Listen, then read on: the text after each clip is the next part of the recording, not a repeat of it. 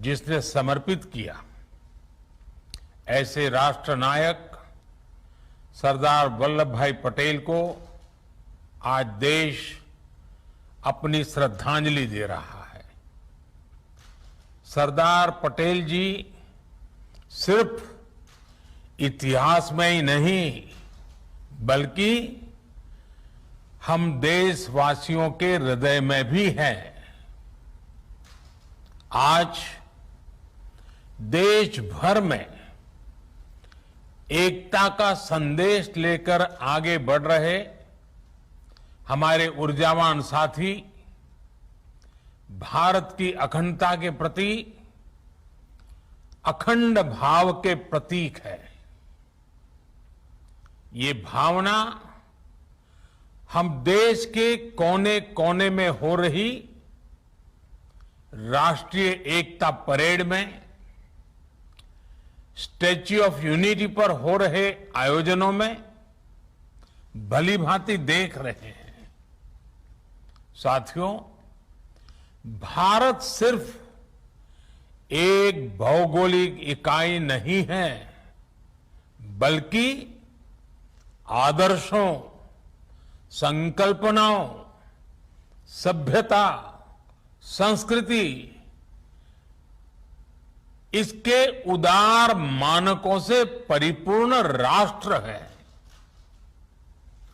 धरती के जिस भूभाग पर हम 130 करोड़ से अधिक भारतीय रहते हैं, वो हमारी आत्मा का, हमारे सपनों का, हमारी आकांक्षाओं का अखंड हिस्सा है। सैकड़ों वर्षों से भारत के समाज में, परंपराओं में लोकतंत्र की जो मजबूत बुनियाद विकसित हुई, उसने एक भारत की भावना को समृद्ध किया है। लेकिन हमें यह भी याद रखना है कि नाव में बैठे हर मुसाफिर को नाव का ध्यान रखना ही होता है। हम एक रहेंगे तभी आगे बढ़ पाएंगे। देश अपने लक्ष्यों को तभी प्राप्त कर पाएगा। साथियों, सरदार पटेल हमेशा चाहते थे कि भारत सशक्त हो, भारत समावेशी भी हो, भारत संवेदनशील भी हो और भारत सतर्क भी हो, विनम्र भी हो, विकसित भी हो। उन्होंने देश हित को हमेशा सर्वोपरि रखा।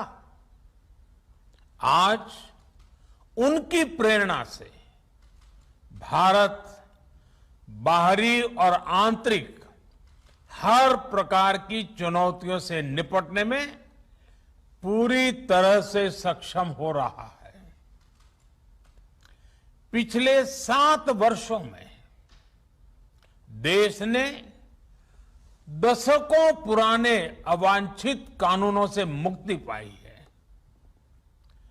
राष्ट्रीय एकता को संजोने वाले आदर्शों को नई ऊंचाई दी है। जम्मू कश्मीर हो, नॉर्थ ईस्ट हो या हिमालय का कोई गांव, आज सभी प्रगति के पथ पर अग्रसर है। देश में हो रहा आधुनिक इंफ्रास्ट्रक्चर का निर्माण देश में भौगोलिक और सांस्कृतिक दूरियों को मिटाने का काम कर रहा है। जब देश के लोगों को एक हिस्से से दूसरे हिस्से में जाने से पहले ही 100 बार सोचना पड़े तो फिर काम कैसे चलेगा? जब देश के कोने कोने में पहुंचने की आसानी होगी तो लोगों के बीच दिलों की दूरी भी कम होगी, देश की एकता बढ़ेगी। एक भारत श्रेष्ठ भारत की इसी भावना को मजबूत करते हुए आज देश में सामाजिक, आर्थिक और संवैधानिक एकीकरण का महायज्ञ चल रहा है। जल, थल, नभ, अंतरिक्ष, हर मोर्चे पर भारत का सामर्थ्य और संकल्प अभूतपूर्व है। अपने हितों की सुरक्षा के लिए भारत आत्मनिर्भरता के नए मिशन पर चल पड़ा है।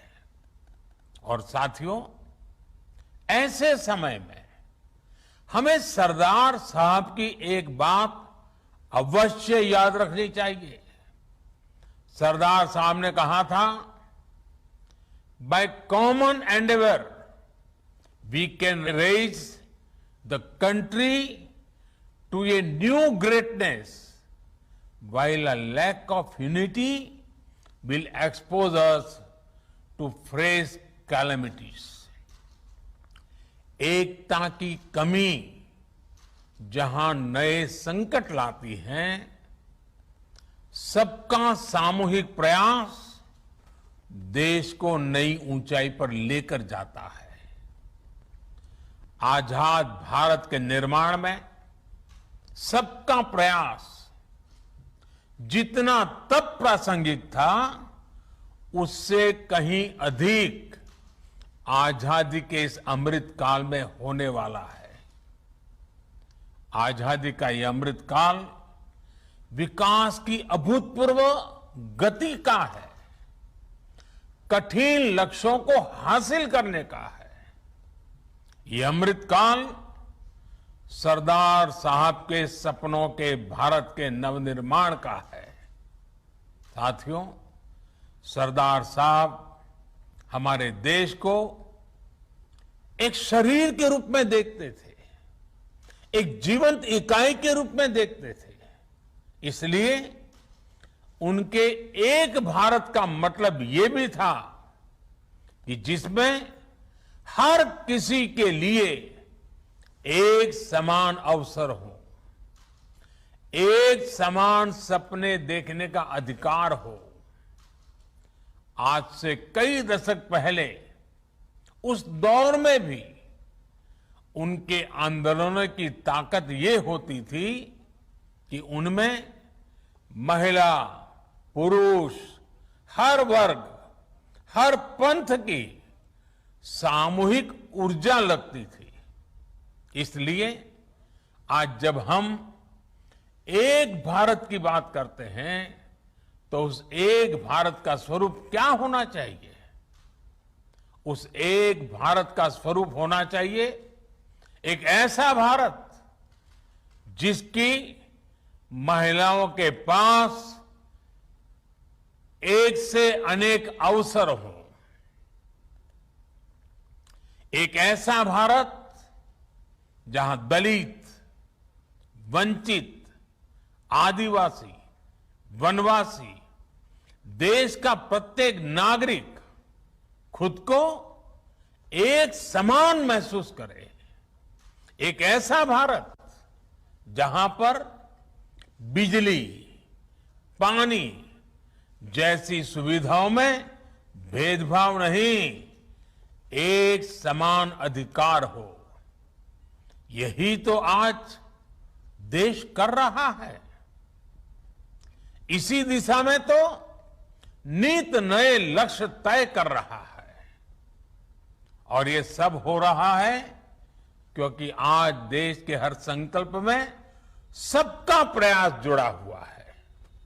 साथियों, जब सबका प्रयास होता है तो उससे क्या परिणाम आते हैं, ये हमने कोरोना के विरुद्ध देश की लड़ाई में भी देखा है। नए कोविड अस्पतालों से लेकर वेंटिलेटर तक, जरूरी दवाइयों के निर्माण से लेकर 100 करोड़ वैक्सीन डोज के पड़ाव को पार करने तक, ये हर भारतीय, हर सरकार, हर इंडस्ट्री यानी हर एक नागरिक यानी सबके प्रयास से ही संभव हो पाया है। सबका प्रयास की इसी भावना को हमें अब विकास की गति का, आत्मनिर्भर भारत बनाने का एक मजबूत आधार बनाना है। अभी हाल ही में सरकारी विभागों की साझा शक्ति को पीएम गति शक्ति नेशनल मास्टर प्लान के रूप में एक प्लेटफॉर्म पर लाया गया है। बीते वर्षों में जो अनेक रिफॉर्म किए गए हैं, उनका सामूहिक परिणाम है कि भारत निवेश का एक आकर्षक डेस्टिनेशन बन गया है। भाइयों और बहनों, सरकार के साथ साथ समाज की गति शक्ति अगर ये जुड़ जाए तो बड़े से बड़े संकल्पों की सिद्धि कठिन नहीं है, सब कुछ मुमकिन है। और इसलिए आज जरूरी है कि जब भी हम कोई काम करें तो ये जरूर सोचें कि उसका हमारे व्यापक राष्ट्रीय लक्ष्यों पर क्या असर पड़ेगा। जैसे स्कूल कॉलेज में पढ़ाई करने वाला युवा एक लक्ष्य लेकर चले कि वो किस सेक्टर में क्या नया इनोवेशन कर सकता है। सफलता असफलता अपनी जगह पर है, लेकिन कोशिश बहुत जरूरी है। इसी प्रकार जब हम बाजार में खरीदारी करते हैं तो अपनी पसंद नापसंद के साथ साथ ये भी देखें कि क्या हम उससे आत्मनिर्भर भारत में सहयोग कर रहे हैं या हम उसे उल्टा कर रहे हैं। भारत की इंडस्ट्री भी विदेशी रॉ मटेरियल या कंपोनेंट्स पर निर्भरता के लक्ष्य तय कर सकती है। हमारे किसान भी देश की आवश्यकताओं के अनुसार नई खेती और नई फसलों को अपनाकर आत्मनिर्भर भारत में भागीदारी मजबूत कर सकते हैं। हमारी सहकारी संस्थाएं भी देश के छोटे किसानों को मजबूत करें। हम जितना ज्यादा ध्यान हमारे छोटे किसानों के ऊपर केंद्रित करेंगे, उनकी भलाई के लिए आगे आएंगे, गांव के अत्यंत दूर दूर के स्थानों तक हम एक नया विश्वास पैदा कर पाएंगे। और हमें इसी दिशा में संकल्प लेने के लिए आगे आना है। साथियों, ये बातें सामान्य लग सकती हैं, लेकिन इनके परिणाम अभूतपूर्व होंगे। बीते वर्षों में हमने देखा है कि छोटे समझे जाने वाले स्वच्छता जैसे विषयों को भी जन भागीदारी ने कैसे राष्ट्र की ताकत बनाया है। एक नागरिक के तौर पर जब हम एक भारत बनकर के आगे बढ़े तो हमें सफलता भी मिली और हमने भारत की श्रेष्ठता में भी अपना योगदान दिया। अब हमेशा याद रखिए, छोटे से छोटा काम भी महान है अगर उसके पीछे अच्छी भावना हो। देश की सेवा करने में जो आनंद है, जो सुख है, उसका वर्णन शब्दों में नहीं किया जा सकता। देश की अखंडता और देश की एकता के लिए अपने नागरिक कर्तव्यों को पूरा करते हुए हमारा हर प्रयास ही सरदार पटेल जी के लिए सच्ची श्रद्धांजलि है। अपनी सिद्धियों से प्रेरणा लेकर हम आगे बढ़े, देश की एकता, देश की श्रेष्ठता को नई ऊंचाई दे। इसी कामना के साथ आप सभी को फिर से राष्ट्रीय एकता दिवस की बहुत बहुत बधाई। धन्यवाद।